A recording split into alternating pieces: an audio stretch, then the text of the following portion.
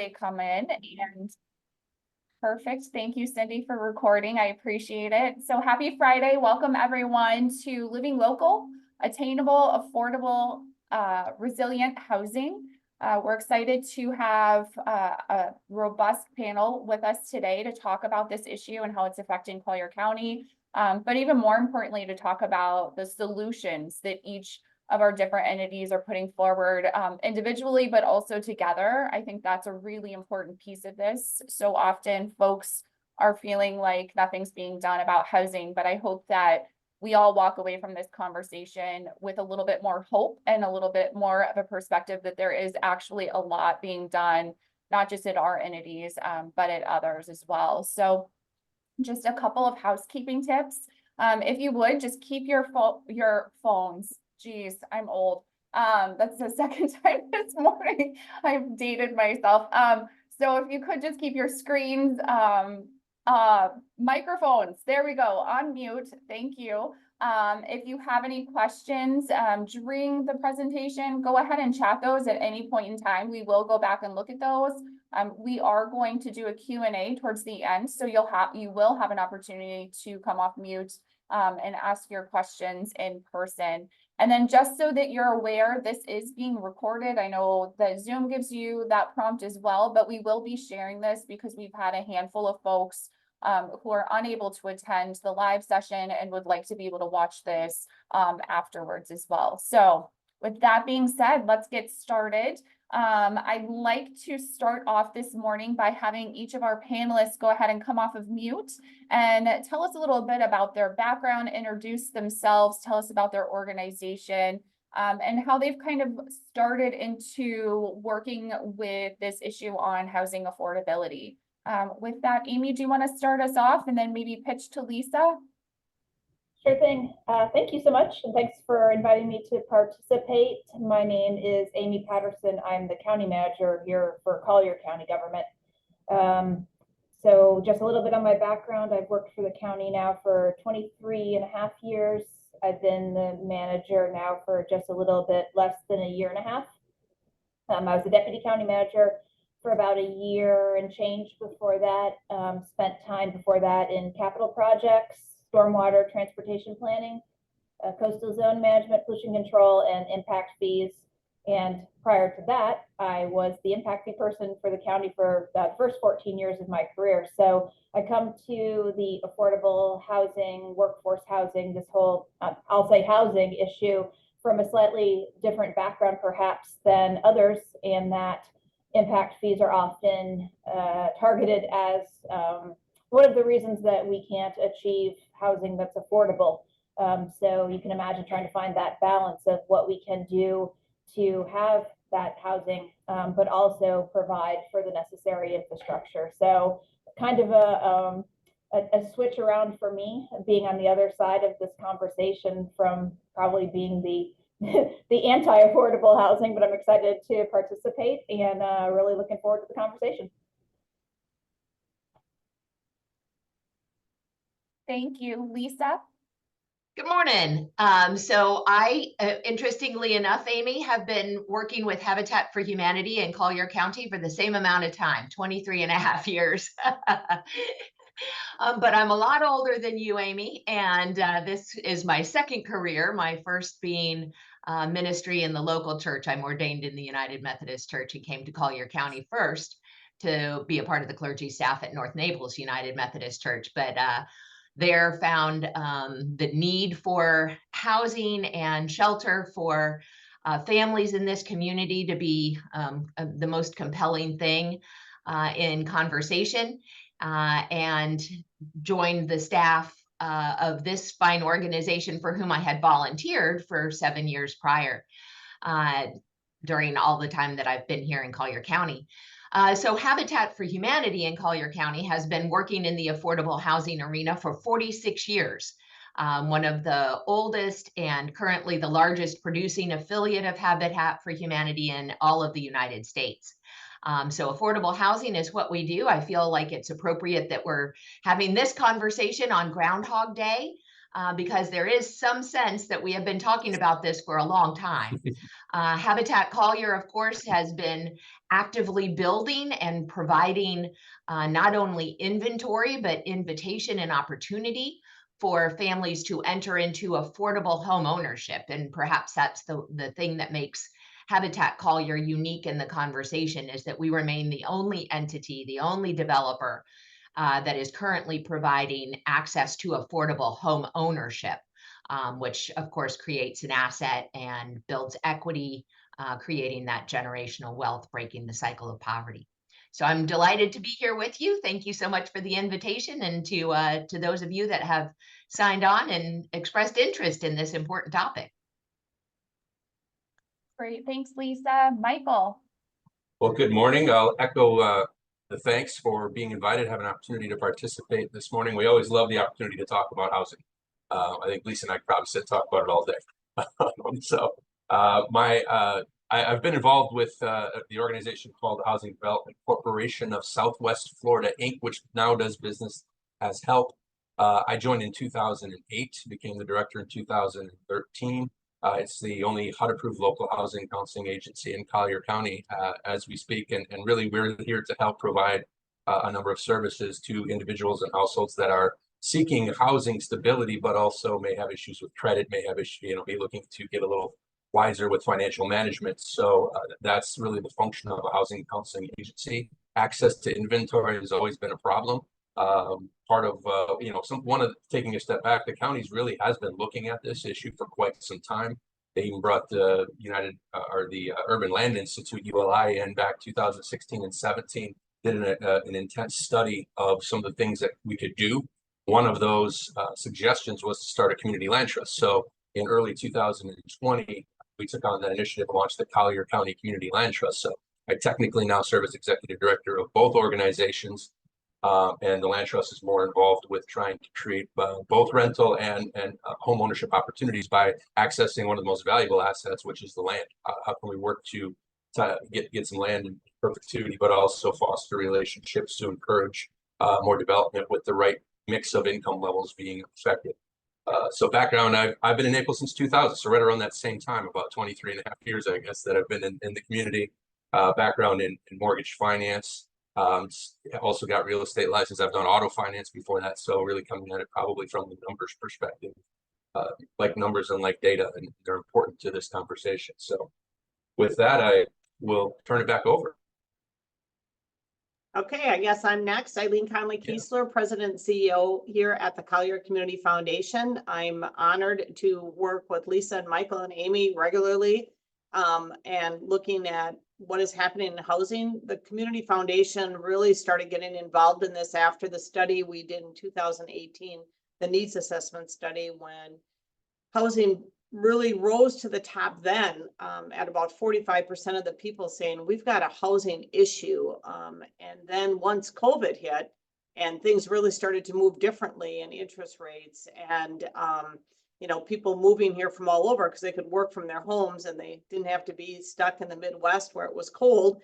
We really started to see the move on housing and what did that mean for our communities. So a new study was done this last year in 2022 and 2023. So Lindsay's got a couple slides. I guess I'm going to show you a few of these slides and then we're going to keep moving on in this discussion on housing. So Just share those real quick. okay.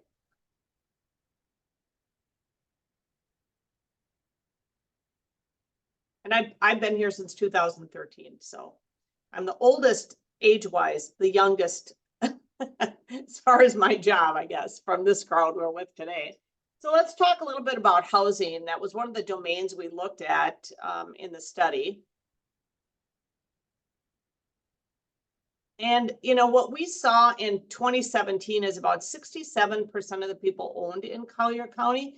And in 2021, 70% were owners of housing. And part of that had to do it, as we looked at that study in 17 and in 21, you almost had to own because renting was getting so expensive here.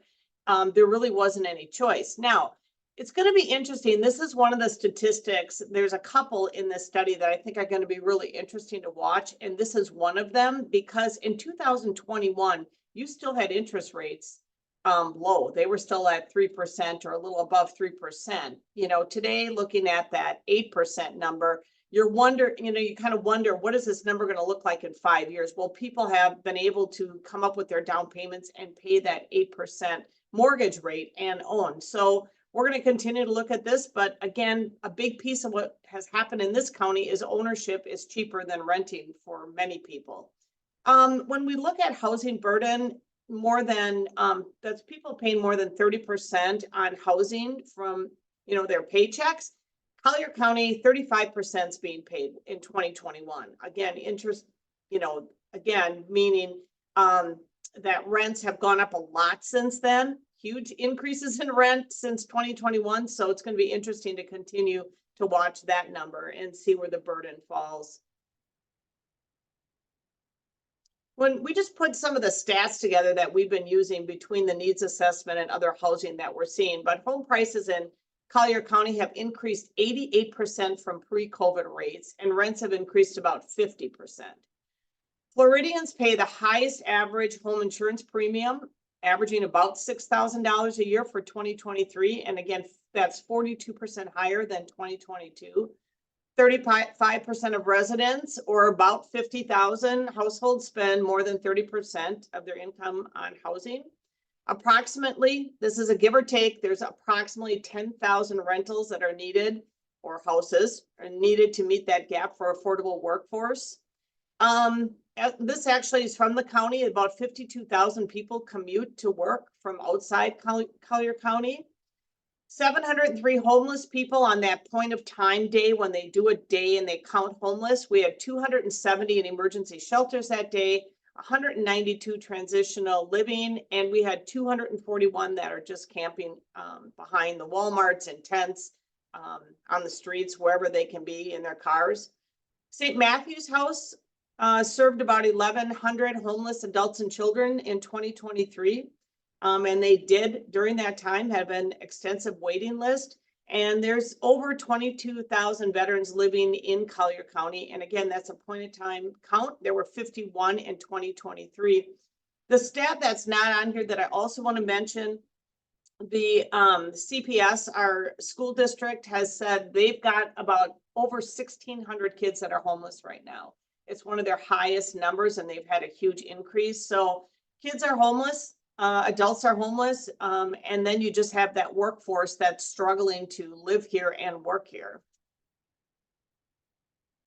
So when we did the study, the question about affordable housing, this was the question. Do we have access to affordable housing? 77% of the people taking that survey said no. And that was over 6,000 people who took this survey, all zip codes. So across this county, people are very clear that we do not have affordable housing. And then satisfaction with homeless support. Do we have homeless support services? You've got 41% saying no, only 27% saying yes, and 32% don't have any idea. And part of that is, it just seems like people who are struggling here are so well hidden in this community. You go to Seattle, you go to North Carolina, you go to places, you see people on the streets all over, but you don't see it here so much in Collier County. So it's hard to really, for people, I think, to really wrap their heads around, what does this homeless population look like? What does this affordable workforce really look like or really need? When we did the focus groups that were in conjunction with this survey, these are some of the things that came up in the focus group. Housing affordability and availability.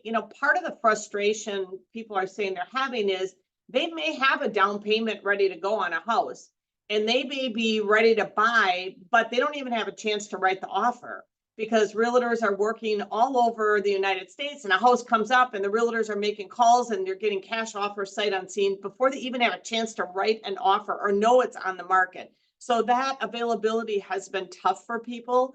Obviously, we've talked about homelessness. It is in this community, seems to be rising in the community. Workforce housing being a problem, where people are driving an hour, hour and a half in and out of Collier County just to come to work. And let's face it, the workforce is needed here. It's needed in Lee County. It's needed in Hendry. It's needed in Charlotte. It's needed in Cape Coral. So, you know, if you have a job here, you could easily get a job much closer to where you're living because everybody's looking for employees. You don't have to come to Collier County. Hopefully they love working in Collier County. So the key now is how do we get them to live in Collier County? The other thing that came up in those focus groups, which we were somewhat surprised had not come up before, is just kind of lack of awareness around neighborhood ordinances and HOAs, people not understanding what HOA is, what rights do HOAs have over people? Can they tell them what they can do and what they can't do? Who makes these ordinances? So just kind of that general information about what a HOA is if you're living in a condo situation, particularly. I put this in here, the infrastructure and transportation, because this really rose to the top also. This was, housing was 65% of the people saying the top thing, 63% were saying this. And I think the bottom there with satisfaction with growth management, you know, people are very much concerned about development in this community, traffic. You all feel the traffic during season. But 2% of the people are really feeling like, is there a good plan around growth management, where we put housing, how we move people? What is the plan? 18% saying they don't know. So I just think it was worthwhile mentioning because housing and traffic definitely go together. And I know that the county commissioners come across this, you know, somebody will want to do a development, you're ready to go. It's going to include affordable housing or workforce housing. And then people are like, I don't want it by me. It's going to be too much traffic, or I don't want it by me because I don't want, you know, people of that income living near me. And it's like, these are your police, teachers, nurses, EMTs, you know, these are people that need to be in our community. They don't necessarily want living by them. So that is an issue, yet they're concerned about growth management, but you know, I think the community in general is struggling with what is growth management and how does it affect the community as a whole? Again, that's something that unfortunately the county has to deal with and not necessarily the nonprofit. So Amy, unfortunately that one's all yours. And I think that's the last slide I have. So handing it off. Thanks, Eileen. I appreciate you taking the time just to inform us about what we're seeing from the Schultz and Community Foundation study, but also what we're hearing from the community at large. Michael, is there anything additional that you want to add to that conversation about defining what housing affordability is in Collier County? Maybe your perspective on perhaps how the interest rates and insurance costs are really harming people's ability to purchase a home on top of that, because that sometimes gets lost in this conversation as well. Well, yeah, thank you. It's, you know, a lot of and I guess I want to stress that anybody that is kind of a data wonk, if you really want to dig into the weeds on some of this, I think Lindsay and I had this conversation, you can jump down a rabbit hole for days, some of the data that's out there. So I will just make the offer that if that excites you, we can provide a link to University of Florida Schimberg Center has a housing affordability analysis. They break it down by county. They'll actually go down into specific recent income categories for specific industry types and employment types, and then show you kind of where you're at in terms of your county, where affordability lies. So I won't get into all of that, but just to note what Eileen mentioned on her slides, the definition of housing affordability typically means that you're not spending more than 30% of your gross household income on either rent, or if you're a homeowner, the total housing cost of principal, interest, taxes, insurance, and any association fees that you may have. So once you're getting above 30%, they'll consider to be cost burden. If you get above 50%, then that's severely cost burden. You just don't have a lot left over because taxes haven't even been taken out of that. So you're really at a position of being living very precariously, because if any incident comes up, health, car, you never know what could happen. That's when you're going to fall into either falling behind the rent, potentially falling behind the mortgage.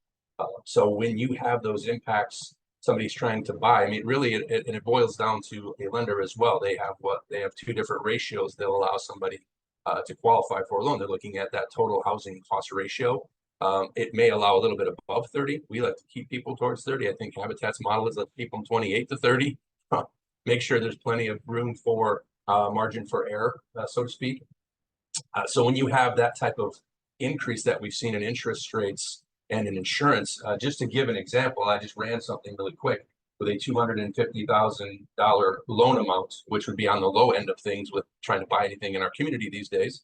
But just as a starting point, when we were at 3.5% interest rates, that principal and interest payment was around $1,122 per month. So then you still had to factor in taxes, insurance, and if there's any association fee on top of that, that's what's going to help drive what your affordability level is. But just the difference between 3.5% and 7%. So when rates get to that doubling point at 7% interest rate, that principal and interest is up to $1,663. You got a $540 per month increase just in principal and interest with that doubling of interest rate, not to mention where insurance costs have gone.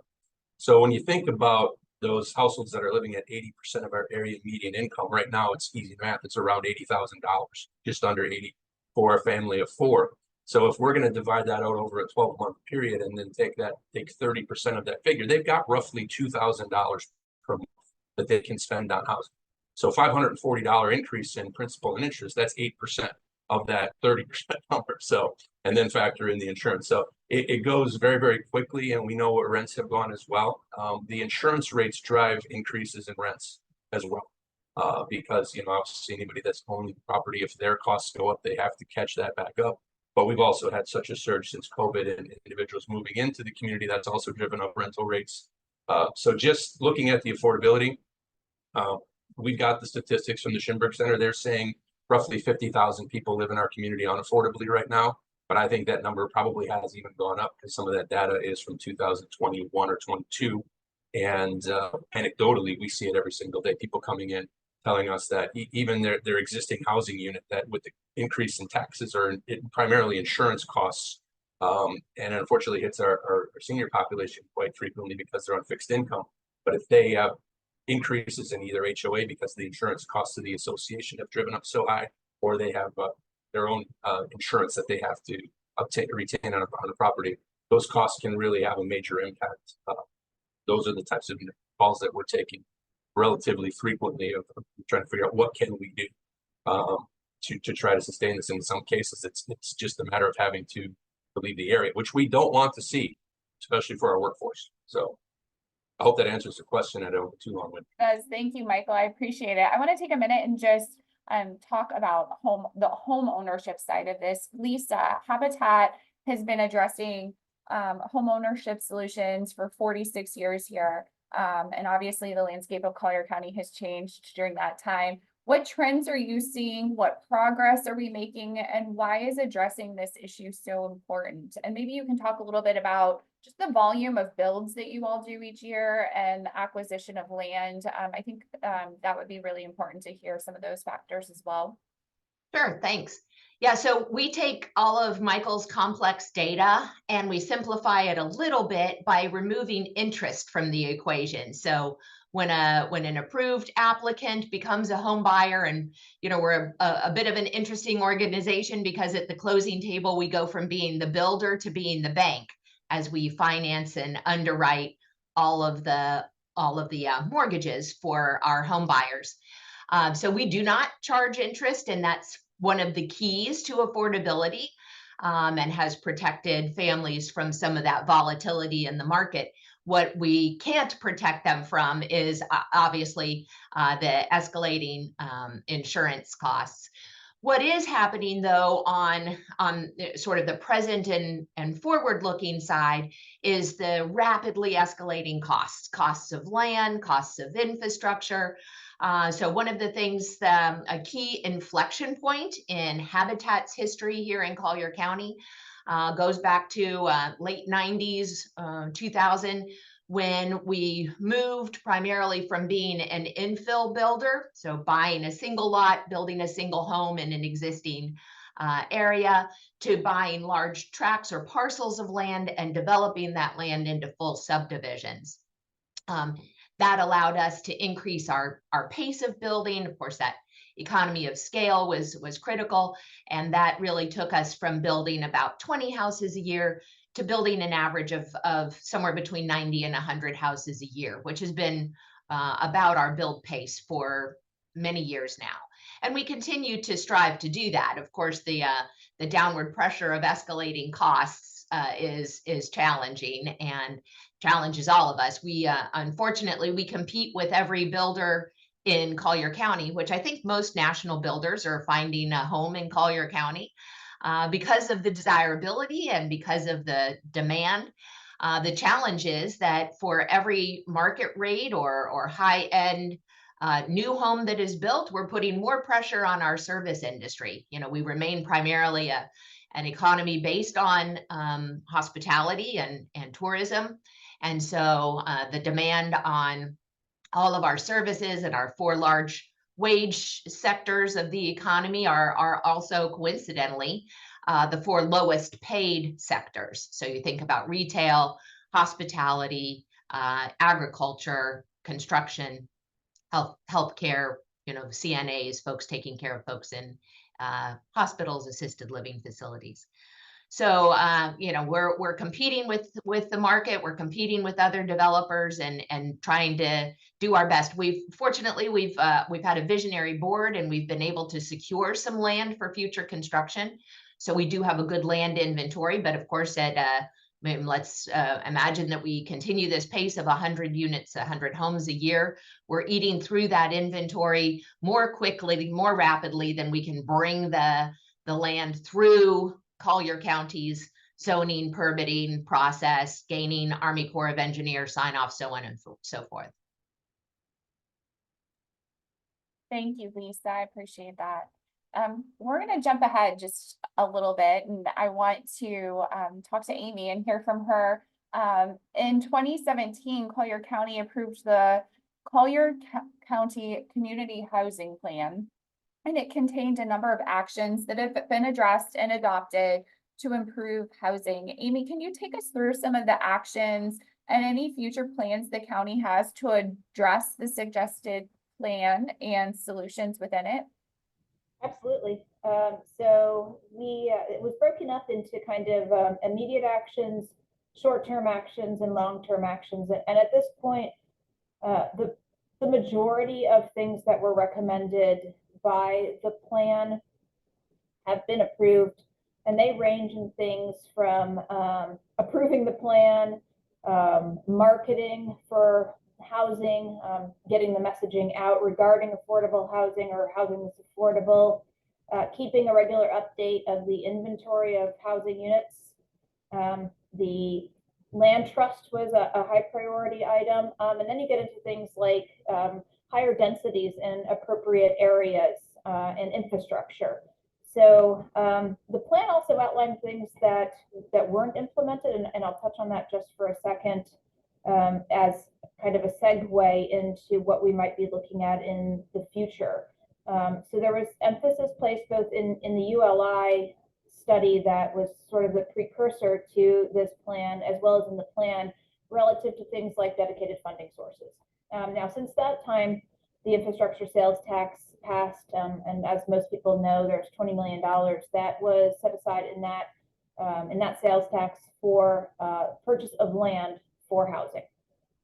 But as far as dedicated funding sources, there are the traditional programs that we have here in the county that are run through the county by the state or the federal government, CDBG, SHIP, and a number of those other grant or loan programs.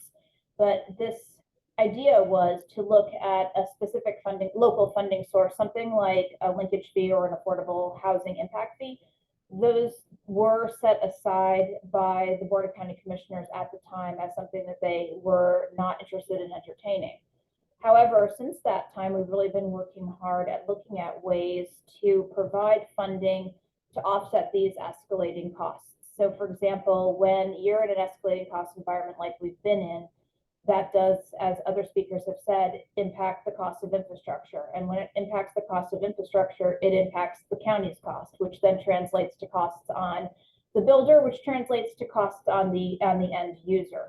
So looking at different ways that we may be able to create a dedicated funding source to help offset some of those. Now, we've been using money that has come through the county relative to COVID and the infrastructure related things. We've had often referred to as ARP money that we've been using for some of these purposes, but really looking at ways to create some revolving funds to help offset the costs that are burdened onto the developer and therefore passed on to that end user.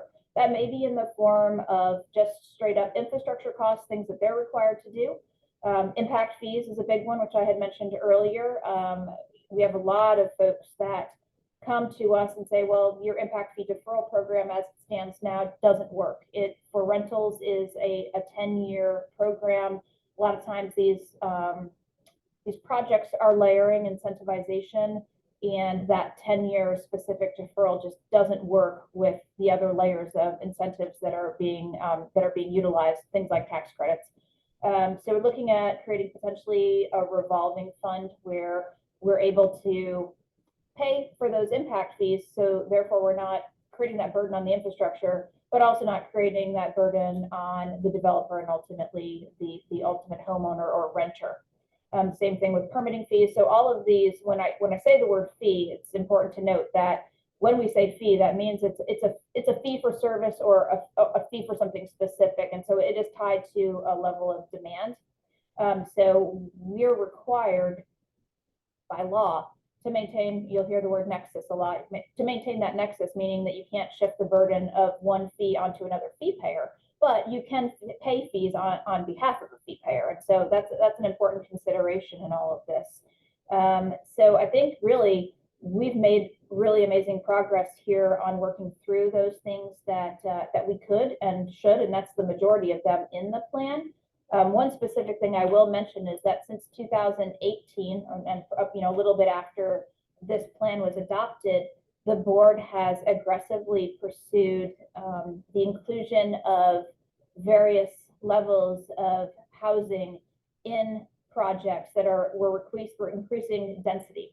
So through the GMP process, requesting additional density, not only at market rate, but making sure that that mix of incomes is included. So projects since 2018 that contain affordable units up to today is 3,309 affordable units of varying incomes.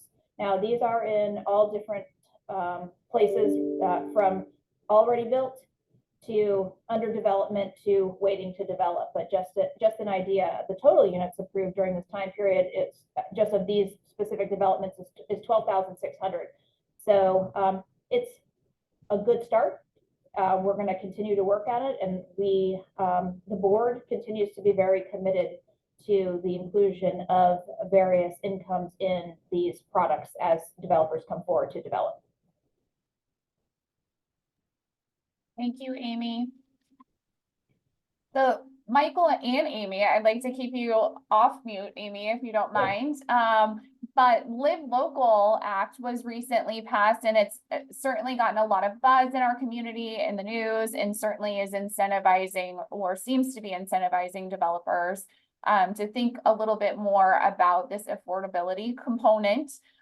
Do you mind both tag teaming and just helping us understand that legislation, the intent of it, maybe share some projects that Live Local folks are utilizing to go ahead and develop some of their new communities here in Collier County? You want me to take a first stab at it, Amy? Absolutely. All right. Thank you. Well, how much time do we have, first and foremost, because it's a pretty big bill?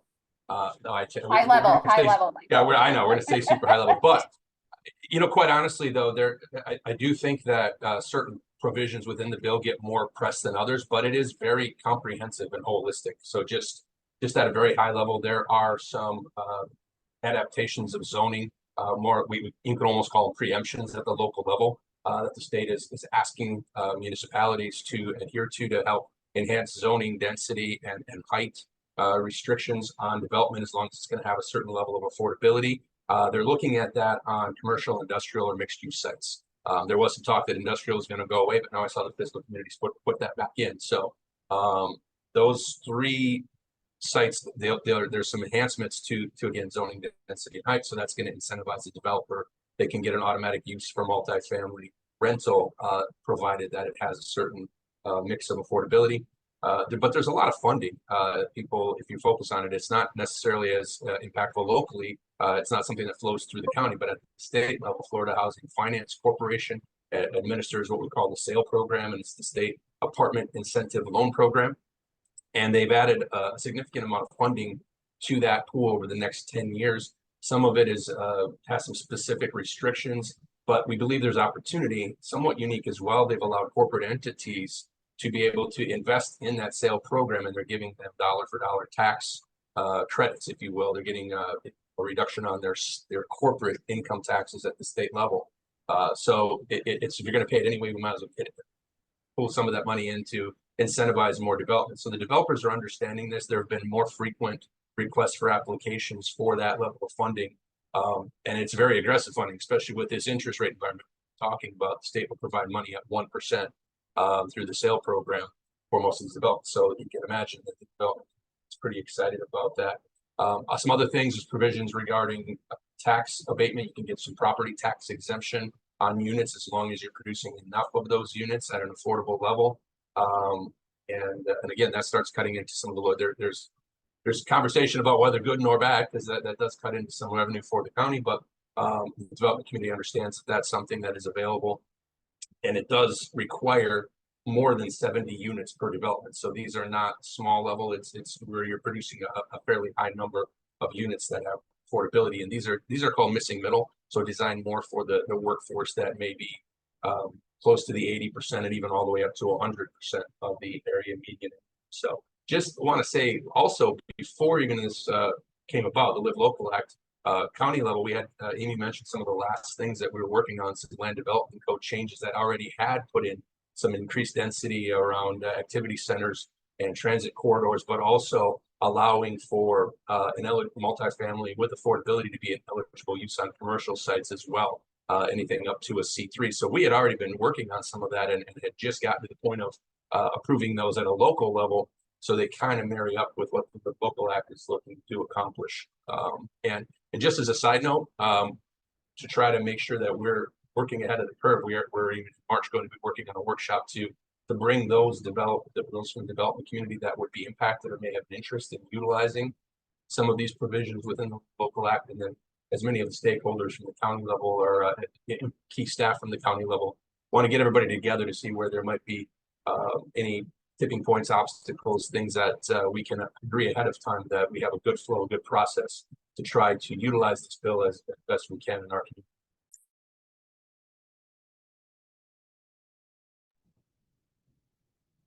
Right. Well, so, you know, a blessing and a curse. The word preemption typically from a local government perspective is the worst thing that we can hear. But in this case, this is such a difficult issue. And, you know, there's so much information that swirls around relative to what is affordable housing and what does it mean to a community. Almost to have the ability to do certain things by right has been something that, at least I'll only speak for myself, that I view as good. It's another tool in the toolbox. Looking at the ability to go do things by right. Now, Collier County is uniquely challenged in that we don't have a lot of unutilized or underutilized commercial. So, you know, this would work really well when you're looking at places that have vacant shopping centers, for example, where you might be able to redevelop that into mixed use or into housing by right. Here, we just don't have a ton of that.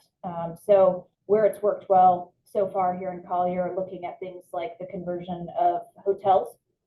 So the Golden Gate Golf Course is a great example where we have a company working on converting that into small units, which is actually, to me, super exciting because it's a nice first step when you're looking at somebody entering the workforce and the ability to get into a unit. Now, yes, they are market rate, but by size, it makes that an achievable type of unit for somebody coming in, somebody new in the workforce. So that's one example.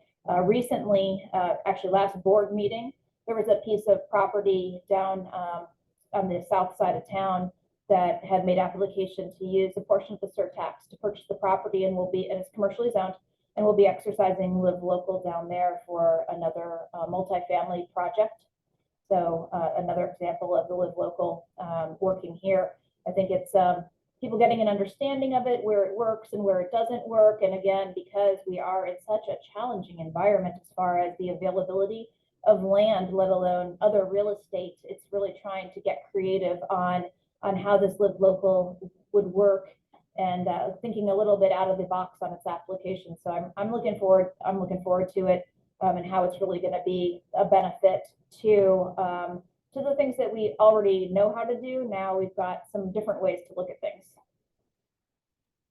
You don't mind, Lindsay, I completely missed one important element of Live Local, that it's gone, it come and gone fairly quickly, but they've added additional funds for home ownership as well. Yeah, a lot of it is focused on rental, but the Hometown Heroes program, it's a standalone down payment assistance plan that actually helps households all the way up to 150% of area median income. Initially, it had been designed for what we consider our essential service personnel, so they had some defined occupations.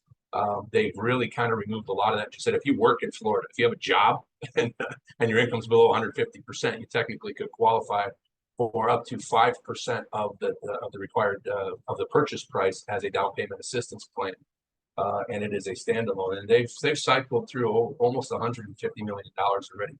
Latest amendment to the bill, they're looking to add an additional $100 million. Now, our goal, what I've seen of this, is that it tends to get absorbed fairly quickly in bigger markets in Florida, because it is kind of a statewide. So we're trying to get more education out on that program, work with some lenders, because you need to be kind of signed up as a lending institution to work with the state on that program. So we're increasing the education. We're having a housing expo in partnership with Nabor in April to get that word out to more of the banking community, but also consumers, to see if we can't get some of those dollars reserved to help again, that workforce that maybe is at that higher income level to get into home ownership, to Lisa's point.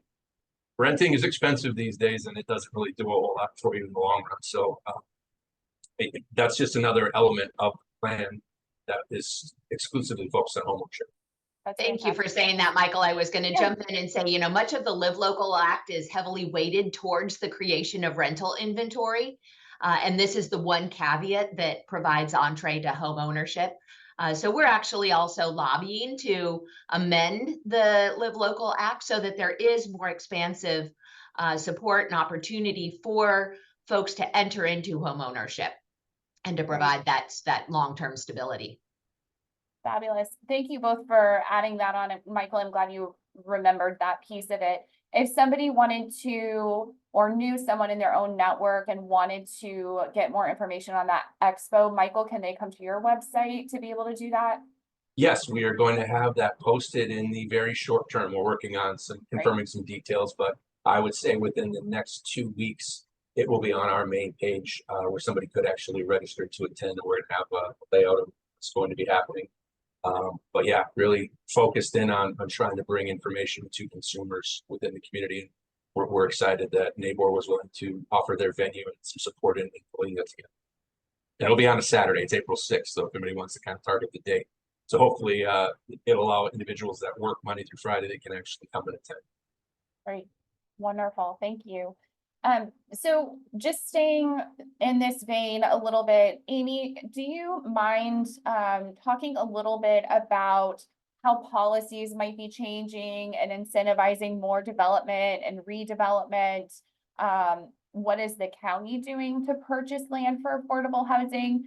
And then if you also, I love giving multi-tiered questions, so I hope you remember all of them. I can repeat if you need.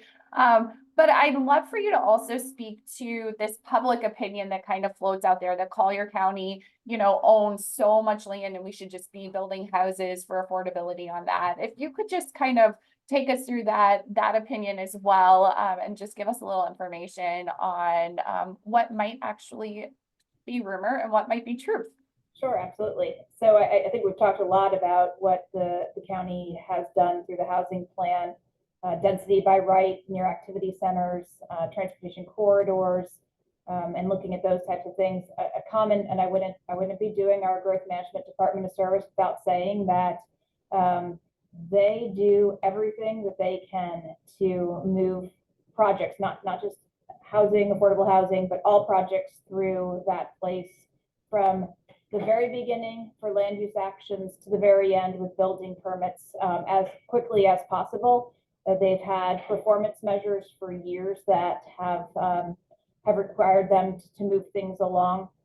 In the past, we had a fast track program actually for things like economic development and affordable housing, but it turned out that our fast track programs were slower than the turnaround times that were being provided by that community development, growth management, community development folks. So they have a tremendous team over there. A lot of it has to do with developers coming in and understanding how we develop here from, again, the beginning, if it's a land use change, all the way through building permits. And there are folks over there to walk people through that every step of the way.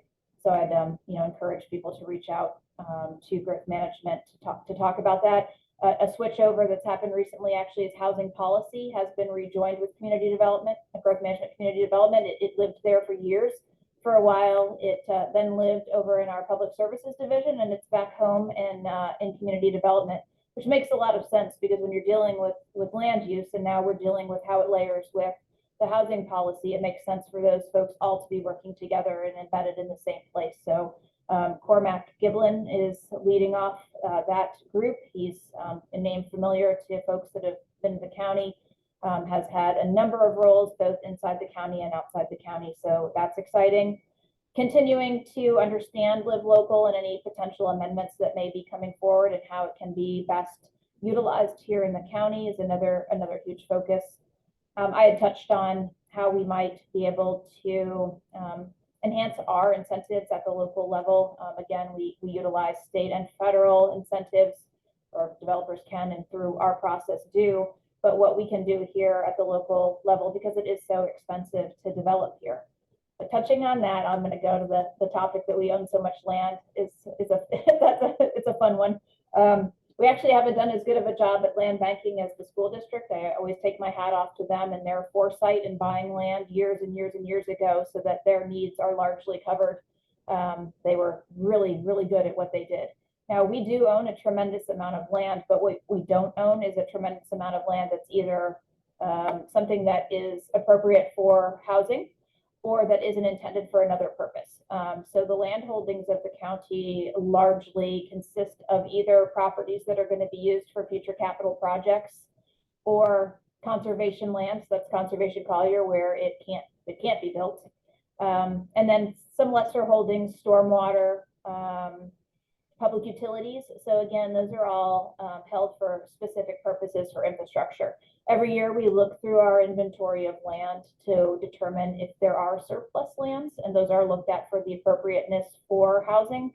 So, there's a handful perhaps of individual lots that may be held by the county that we acquired through tax deeds or other things like that, and a couple of parcels here and there. I didn't mention also parks. So another one that has a couple of larger land holdings is parks, and one that is a fairly often hits the radar is down further in South Naples is Manatee Park. It's the future site for a park, and there's been conversations over time about the development of that park and should a portion of that land be used for some sort of housing. And so I think you'll probably see that conversation surface again.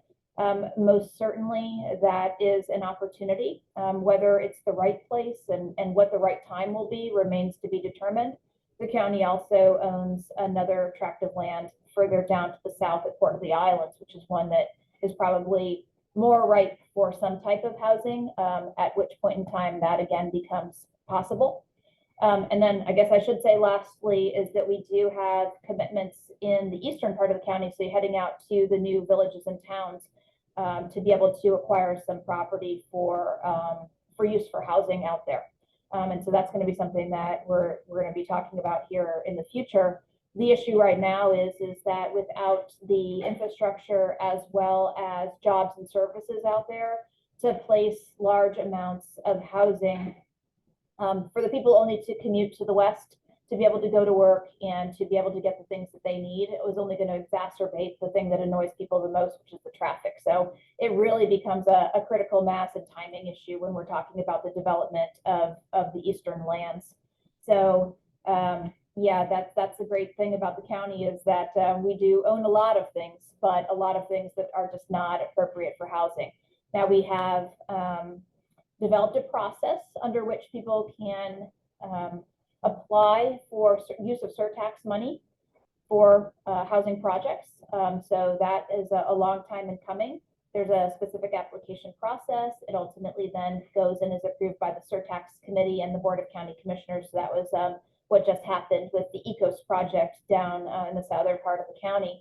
First one to attempt to utilize surtax, and that's it's exciting. That one was interesting too, because it created a challenge between the placement of units in the coastal high hazard area against the use of live local. So it's never a boring day in government when we look at how we work through our land use regulations and our growth management plan against trying to provide the really, I would actually say another component of infrastructure is that we have to have places for people to live. So you have roads and you have water and sewer, storm water, but if there's nowhere for people to live, then what are we doing? Right. Yeah. Thank you.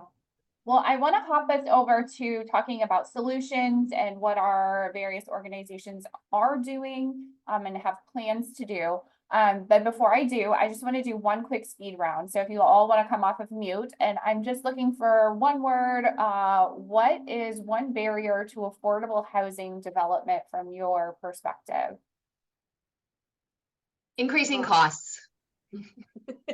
Cost. I would agree with that. The cost of housing is brutal here. Okay. Destination, because it's so desirable to live here. You know, the other thing that we often forget is the fact that, you know, Collier County is one of the largest land masses by county in the state, but 80% of this county is under some sort of federal, state, or local environmental overlay. So we only can develop a very small portion of our county, which is why Amy's job is so hard. That, you know, we have to plan wisely, and smart growth is really important. But you know, again, we've got to include access to housing that is affordable in our infrastructure conversations. It is part of infrastructure, and we see the results of a destabilized workforce, you know, all of those things impact on roads really is going to affect the long-term desirability of this community if we're not addressing it now.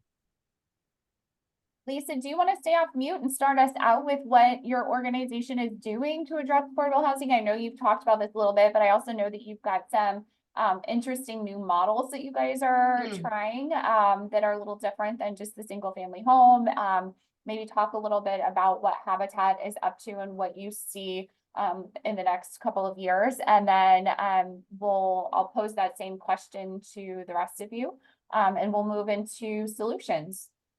Great, thank you. Yes, so another key inflection point in our history was moving from single family home building or even twin villas into a multifamily higher density product. So today we have 3 neighborhoods, 3 subdivisions underway.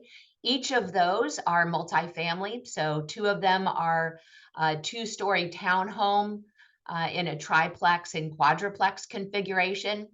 In fact, one of the slides, I think, Eileen, the first slide that you showed was Habitat neighborhood outside of Immokalee, outside of the city of Immokalee. That's Kai Casa underway. So the third model, the third neighborhood under construction is our first stacked condominium. So a unit over a unit that's being built off of Pine Ridge Road on Whippoorwill Lane. In 8-plex and 12-plex configuration, so a true condominium as you would think of it. So by increasing that density and making sure that we're able to share those high costs of land and infrastructure, and then obviously vertical construction costs among more families. But then key to that is developing and maintaining, supporting, mentoring a strong homeowners association, which we have also become very good at over the years, and making sure that our associations are healthy and that neighborhoods have that long-term sustainability plan. Thanks, Lisa. Michael, do you want to share some of what you're up to? Absolutely, I'd be happy to. Well, and I'm going to say, I think we might be getting into one of our new initiatives, the Alliance, in a little bit, so I'll kind of hold off on that. But I just kind of want to just highlight, how unique and exciting it is to have the habitat model in our community that we do. Just want as a jumping off point, because that's so unique, that building model, and then the volume that they do, one of the largest in the country. But we obviously would like to see even more home ownership opportunities for even the higher income level. So we're excited. We're going to look at partnering a little bit with Habitat to see how we can help out in that arena. We're obviously going to continue to expand. We're working on something called the Housing Navigator program. I think it's just, there's so much, as you see, when we bring this type of group of people together to have conversation, you can get a lot out of it. But once we all go our separate ways, how do we continue to have a flow? How does the consumer know what all the resources are? So that's kind of something that we're trying to simplify, boil it down to a singular program we can help a developer navigate through what the county process is. If they're interested in coming here, can we provide them with resources that make them even more eager to understand that, we are open for business in this community, and we would love to see what you can bring, what you can offer. So there's that aspect of navigation, but also the consumers that are looking for resources, whether it be for home ownership or for rent. Finding a more affordable rental opportunity is often the key to getting to home ownership. And then if you're working with tenants, providing stewardship, wraparound services, things that might enhance their ability to save money, enhance their ability to just live a higher quality of life. We have so many amazing nonprofit organizations in this community, and sometimes just having a network that we can help feed and refer people to get the services that they need is a key to them taking that next step, even if it's economic development, a career source, something, working through Lorenzo Walker High Tech. We have some great things that we're trying to do for career training and economic development. We have needs in the trades, skilled labor. So again, all of this can kind of tie together. That's our hope as a Housing Navigator program, to try to encompass more things and get people on the right path to financial stability. But first and foremost, we believe it's with suitable, stable housing. Thanks, Michael. We will come back to the Housing Alliance, but first I want to pitch it to Eileen and ask, what is the Collier Community Foundation up to in housing resiliency, some of the mitigation efforts with the, post-hurricane, everything basically except the Housing Alliance, because then I want to come back to that with you and Michael. Okay, so I'll hold on the housing impact till Michael talks about the Alliance, because those go hand in hand. But other projects, Community Foundation's been working on, certainly the Golden Gate project, where we will have the nonprofit developer Rural Neighborhoods. The county owns the land, and a project that'll have about 250 units, rental for police, teachers, nurses, EMT, firefighters, and then 120 units for seniors and veterans with those wraparound services Michael just talked about. So important when you have that population that you're able to give them services. Certainly the hope is that the rents are less expensive, which they will be, because 10 million philanthropic dollars have gone into the project for essential employees.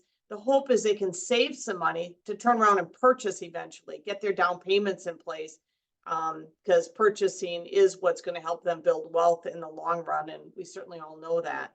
Other projects we're involved with, we are working with a developer. We will have a project for a specific development that will allow some money for down payments. And that is probably about a year off before they're going to be breaking ground. So at that point, we'll be working with the Housing Alliance and our staff to figure out who and how much will be awarded to people who are trying to, again, more essential employees who are trying to own in that particular development. And the last piece, other than the impact fund, is we did receive a $4.9 million grant through Kathleen Pasadoma through the state to lift homes to repair from what happened with Ian. So we are in the process of actually one house with Habitat that we're working on. We will be lifting at a minimum of 8 homes in Everglades City. That is just beginning. I think the permits on the first one are just kind of wrapping up. We have also are in the process of replacing 3 manufactured homes in Plantation that were severely damaged after the storm. And we'll be working in River Park to lift homes, because we have people in homes they own. And if we just let them continue to flood, those people will eventually be displaced, and then we're going to have to find housing for them. So as long as we have a house that's functional, why don't we see if we can get it so it can actually withstand hurricanes as they come through, or other natural disasters. So we are kind of have our fingers in a variety of things. And then the housing partnership that we've been in with Michael.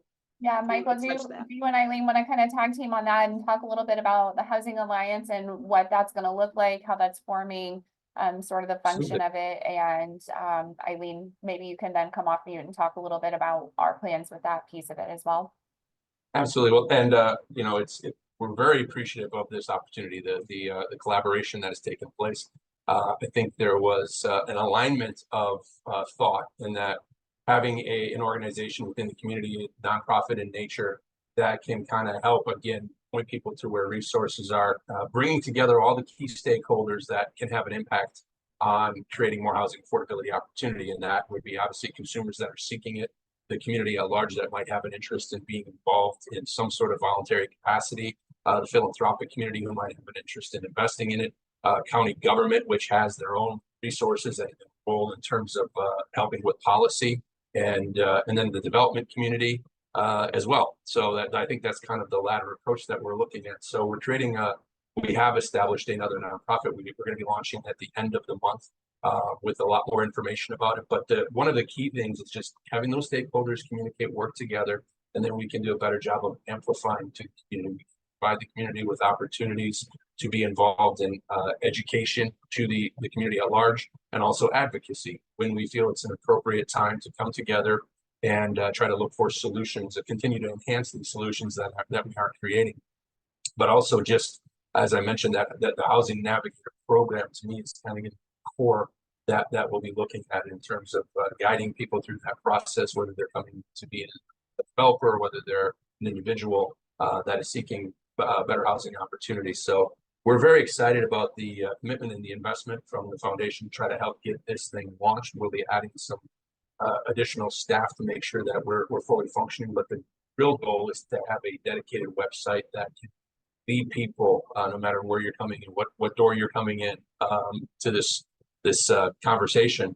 We can lead you to where you can have an impact or can learn more about what opportunities do exist. So we've had great relationship with the county on working on programs over time, but we really look forward to enhancing that and improving and looking to how we can get this Housing Navigator program to sync up with some of the opportunities that they're already working on, including a map that just shows you, hey, these developments have some level of affordability, but now how does an individual then navigate to where they can find out more information about which units actually have vacancies and how they apply? So that's a key component of it. But I don't want to get too far in the weeds on what we're working on, but in a nutshell, it's really just about communication and amplification of services and opportunities within. And then from the community foundation side, we know that the Housing Alliance, I always call it the hub, like the community hub of knowledge around housing, will work really closely with the developers to help them figure out where they need to be, how they navigate the county, you know, where is their land, what makes sense, what programs are out there. What we, in our research, what we have found across the United States is many community foundations create housing impact funds where they have resources to work with developers kind of on the early part of the development when they're looking at zoning and they're looking at permitting and they're after they have the land and they're looking at, you know, architectural and what is this all going to look like? You know, that's hard to take to the bank to get a mortgage. So our hope is we want to create this housing impact fund. We have created it. We are raising about $10 million to start. Want to have about 20 million. Atlanta has 100 million. That would probably be a great goal, but you know, we're like, let's walk, run kind of thing. So our goal is to get 10 million in shortly and then work with the Housing Alliance, who is seeing projects that they know would really benefit from a short-term 1 to 3 million, like maybe a 1 to 3 year loan that they will pay back at a very low interest rate, possibly 2 to 3%. It'll go back into the fund. And then here we go again. They're going to bring us another project, and then we're going to work with that developer. So the alliance will be really important to us to really sort through with the developers. Does this make sense? How will this help you move this project quicker? Because that's what we're all about here. And then do those loans. And we think this revolving loan fund is, you know, from what we've heard from other communities, extremely important to help move projects. And I don't think it's gonna be any different in Collier County. And there is no one silver bullet that's going to fix housing in this county. There is not one little broken piece that we can fix and then it's like, oh, great, now we're all done here. This is a very much collaborative project that has to happen with government, all these nonprofits, all these developers, like we all have to work together and just keep picking away at it. And Amy told you, I mean, there's been several units where it is affordable now, where there is workforce housing. So it is happening. It just doesn't happen overnight. It takes time to build. So, we're anticipating in the next 5 years, hopefully this is going to look very different than it does today, and much more work will have been done in this county because of this collaborative move that we're all making. Thank you. Well, I have a lot more questions, but I also want to give everyone else an opportunity to ask them. So at this point, if anyone does want to come off mute and ask a question of the panelists, you are welcome to, or if you feel more comfortable chatting it in, I'm happy to pose it to the group as well. Any questions?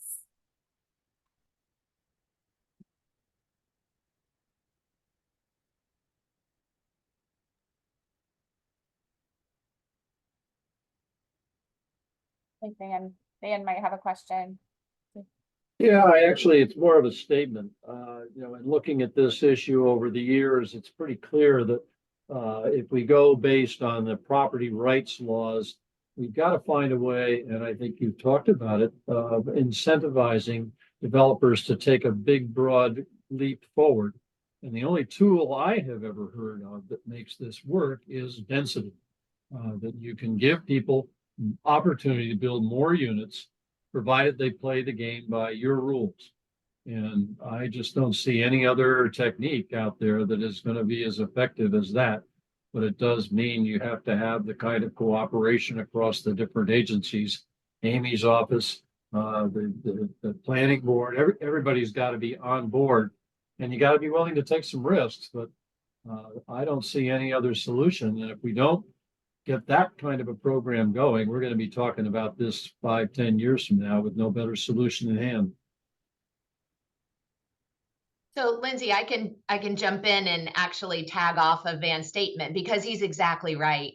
And in large part, that was some of the impetus of the Live Local Act, is how do we sort of fast track higher density. I will tell you, Van, that before Live Local was actually put together and adopted, Habitat saw the value of a joint venture partnership with market rate developers. So we've actually accessed the affordable housing density bonus in those joint ventures. We have two important joint ventures that are underway.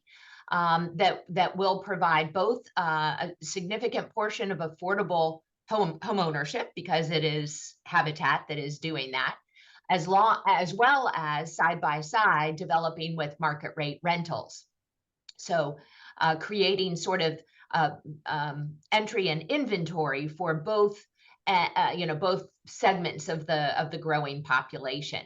So in both of those, the density is a critical piece of that, and having that access to the affordable housing density bonus, which is one of Amy's beautiful incentives, is key. I think the other thing we're going to need as a community is to support the commissioners and the staff when they decide we are going to do more density, and everybody's yelling about not in my backyard, we don't want the traffic and all the things that they're up against. When those conversations come up, those of us who see it as this is probably the only way to go to try to deal with this problem, we have to be there to support these projects, and that doesn't always happen. So the commissioners, unfortunately, many times are just getting one side of the story here, although they have stood up and have done some developments most recently. But I think that is a problem in the community with this, not in my backyard, and we don't want any more traffic. It's always a little scary when you do stand up at the little podiums to speak in support and feel like you're going to get hit in the back of the head with a tomato. But you know, and that's part of too with through the Alliance concept, that, you know, even getting ahead of it and going out and doing community education. We've had conversation about going, even if it's community by community.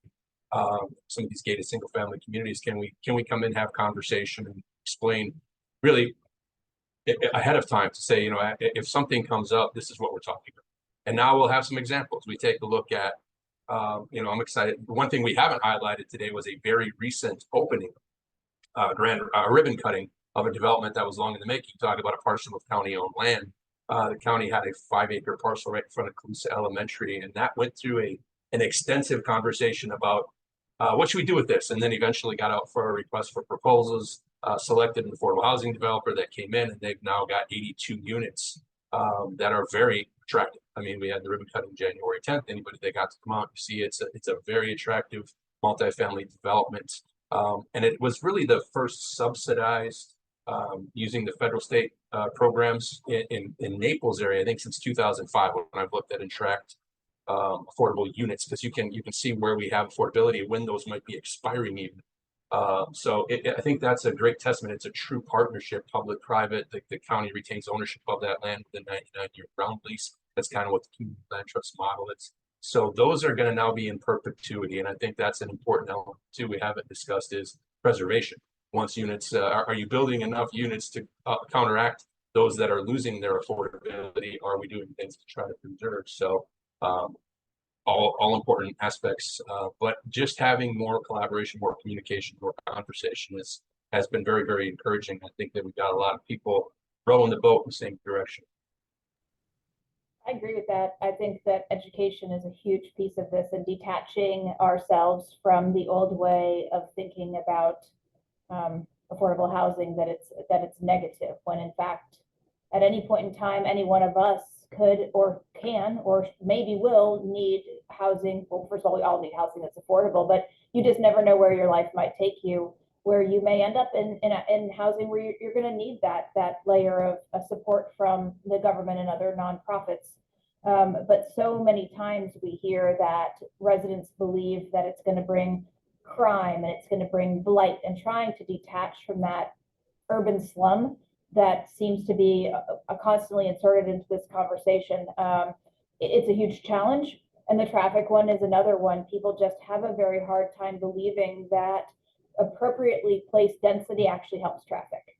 I know people look at me like I'm insane when I say this, but some of these projects that have been approved over the last several years, the Haven is one, is a great example of putting density where it needs to be, because it is close to jobs, it's close to goods and services, and so people aren't commuting those long distances on the arterial roads, creating more and more congestion.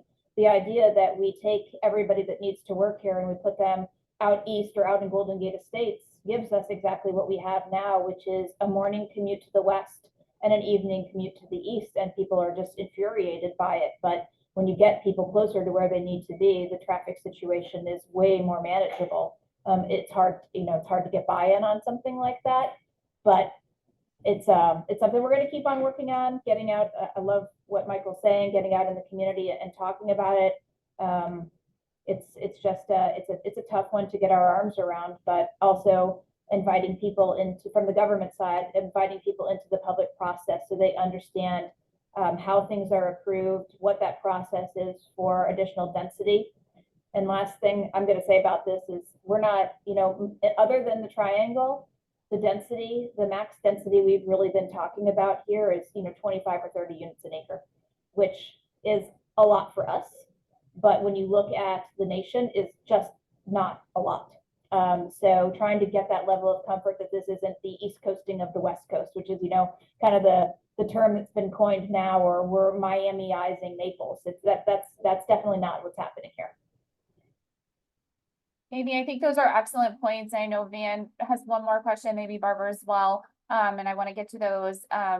And I just wanted to, Michael, I don't want you to take a whole lot of time, but to Amy's point, do you mind, you had shared with me sort of like a teacher cannot afford to be in our community. Here's what they make. Here's what they would have to pay. Can you just give us and it doesn't have to be a teacher if you have a different example handy, but I think Amy's I got point's a whole really sheet. important to add on. Yeah, thank you, thank No, you. I just happened to print this. This is from the data. So based on 2022 end of year data, so moving into 2023, again, coming from the Schindberg data, the industry of educational services, which I think we can assume is somebody working in the teaching profession, that average income for that was 61,629 in Collier County. So at a 30%, keeping that 30% of gross income, the affordability level would be $1,541 per month. So I think we know that rents, market rate rents aren't here. Interest rates, if they wanted to buy outside of the habitat model, if they qualify, excellent. Because that's about the only way they're going to stay under 1541 a month. So yeah, it really strained the affordability, even at individuals that are making 60+ thousand. I think, and there are numbers that show that our workforce, I want to say at one point in time, with one of the foundation assessments, the average income of a working household was about 59,000, probably within the county, and that number could vary.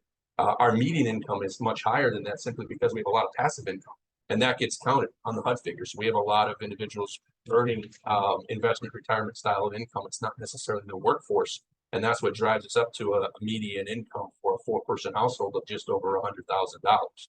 But the average working household income is less than that. And our numbers were showing you need to have about $109,000 in income to actually live here. So for a family of 4. Thank you, thank you. Ben, did you have another question? Just one last thought that I had, and that is when Eileen presented the community assessment package to us at Moorings Park, I was struck by one thought, which we often use when we talk about philanthropy and talking to people who have really quite good resources. But that's true of corporations too. And many of the developers that you may see are providing a huge amount of money to support politicians whom they think will help get approvals made more and more quickly. I think there too, it's a little bit of an obligation. It's wonderful that you can build. It's wonderful that you have the capacity to take on some additional projects, but you also have responsibility to the community. And so it's totally appropriate to at least take a step in the right direction, and maybe not build the luxurious homes so you can get another page in Naples Illustrated and all that good stuff, but rather you're actually helping the community grow in a stable way in the future. End of message. So Van, I'll compliment Moorings Park and your CEO, Dan Lavender, who has just rolled out an employee-assisted housing program with Habitat for Humanity. So any employee of Moorings Park that qualifies for Habitat's home ownership program can apply for and benefit from down payment assistance provided by Moorings Park tied to employee retention. So a very creative way of assisting your employees to access home ownership, and also to encourage and incentivize them to stay in good standing in their work at Moorings Park. Kudos. Thank you. The Moorings Park Foundation is very proud of that. I happen to be on the board there, so I've got a little bit of a say in where we go in those kinds of activities. Yeah. Unfortunately, that's one piece that we didn't get to talk much about this morning, is the business community and some of the creative ways that they're starting to help employees as well. Barbara, did you have a question? Not really. Thank you so much, though. Density has always been an issue, and when we were on the grant committee for housing and hunger, I did that a number of years ago with the Community Foundation. There was such pushback from the county, that whole NIMBY mentality, and I'm so grateful to see that now we're working together. You know, I mean, it's been a long overdue problem. I would say 50 years in the making. And to see that we're finally getting there and doing something collaborative, which is such a big deal. Thank you. I want to jump in because Barbara, I saw your chat comment regarding that this also impacts the senior community, and I didn't get a chance to talk about it, but through the Community Land Trust, our very first project that we got involved with is coming to fruition this year. So we actually have a 2-phase affordable senior rental development. So it's the same developer that brought out Ecos at Santa Barbara. They've applied for Ecos on Collier as well. But there's 2 towers that are going to be 160 units each. So 320 total units that are a 62 plus community. Sometimes it's a little easier for an affordable developer to actually build for senior. They get automatic property tax exemption if it's a senior project, which helps. But we don't want to overdo it. But certainly, we were excited to get involved with that project because there is no doubt that as you get into a fixed income situation, trying to afford housing, and I think the Community Foundation can speak on this. They've worked with the Women's Foundation and seen some of the increase in senior homelessness. It's staggering. So we're excited that we hope that that portal for applications for that first phase of the community is going to be opening within the next few weeks, intending for occupancy hopefully in March. It might get to April. Depending on getting those final stages. It's always we're so open, but there's always a couple of last steps to get a certificate of occupancy and start moving people in. But we know that there's a pretty extensive waiting list, and we're excited that we also brought the county feeding program. It's going to be at the facility from Monday through Friday, and then also neighborhood health services is coming out to do some basic exams. So again, we talked about wraparound services. So that is something that we're looking at. It's not only workforce. We definitely make sure we're talking about the senior population. Yeah. When I was at the presentation last week, I know they were talking about seniors and veterans. So, we have a lot of gap areas, and what Colleen said, if we could only just fix this, everything would be great. Not quite how it works. So I'm just grateful to see that it's moving along. It is, and I think we could have a whole sub presentation about veterans and seniors and specific housing needs and those two pockets, and maybe that's something that we can talk about it in the future, maybe a follow-up presentation. But I just want to thank everyone for making time to be here this morning, for your great questions, thoughtful questions, and to our panelists for taking a good chunk of their Friday morning to just help educate everyone about the work that is being done. And I do hope that, we all, I think, Michael, you may have said it as you came in, we could sit here and talk about housing all day long, or maybe the rest of the weekend even. I think everybody on this call would be happy to do that. But I do want to be mindful of time and just again say thank you so much. This court recording, as a reminder, will be available. So if you would like to receive it, just reach out to me directly. Be happy to make sure it gets into your inbox. And just thank you so much. Have a wonderful rest of the weekend. And we'll see you all again real soon. Thank you.